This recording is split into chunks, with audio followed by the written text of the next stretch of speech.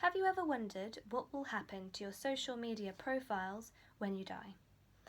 It may seem like a morbid question, but given that most of us have a profile, or more than one, on the different social media platforms, it's one that we're all probably going to have to consider. After its first 8 years of existence, Facebook had around 30 million profiles of users who were no longer living. An estimated 8,000 Facebook users die every day.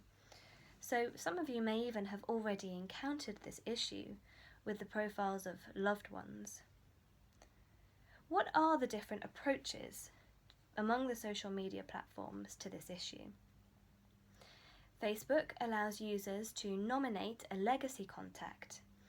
This person can notify Facebook that their contact has died by showing an obituary, for example, and then they are able to edit or download the profile or choose to keep it exactly the same and memorialize it, which means that the word remembering will appear above the person's name so that visitors to the page realize that it is a memorial page rather than an active one.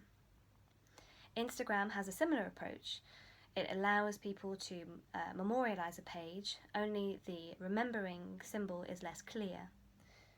Twitter, on the other hand, does not have anything like this.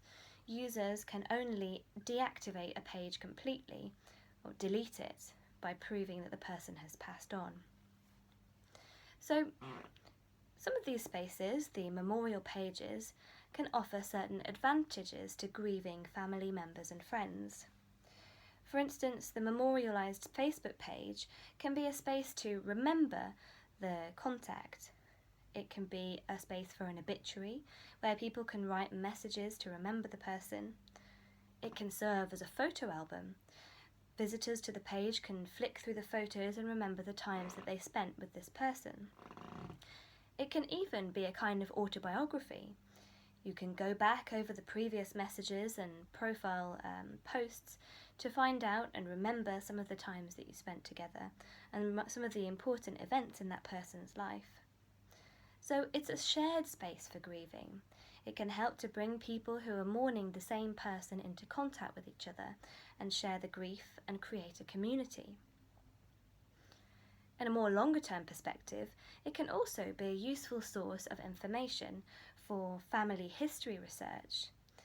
Many of us now may use websites such as Ancestry, which provide details of a person's life events, key life events like birth, marriage, trips abroad, but nothing like the kind of detail that you could obtain from a social media page.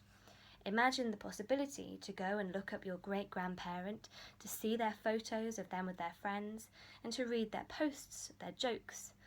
You would be able to get a great sense of who that person was, much more so than with the current forms of ancestry research that we currently have. On the other hand, though, there are questions about the benefit of memorializing these pages and what happens when they don't get memorialized. Some people have felt disturbed by the fact that they have received messages suggesting friends who are no longer living in the suggested friends section, and sometimes people don't realize that a person has died because their page remains active.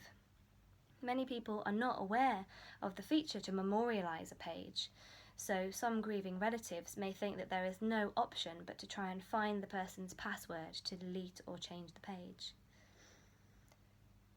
The other issue is who has access to the profile. Currently, the person who first memorializes the page has control. There are stories of families and friends in conflict with one another because one side wishes to memorialize the page, the other wants it deleted. One clear example of this issue was the profile of a young woman who was murdered by her boyfriend in 2017. One of her friends had memorialized the page as it was, showing pictures that included her with the boyfriend who had murdered her, much to the disgust and horror of her family.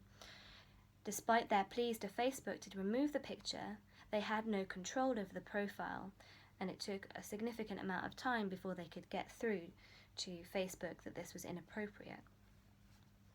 And the final issue is whether this is therapeutic and helps people to mourn, or whether it leads to a kind of endless grieving. There are now services that can use Facebook information or from other platforms to create a kind of digital avatar of the person. Attorney.me, for example, enables family members or friends to chat with the deceased by imitating their writing style from their posts and messages.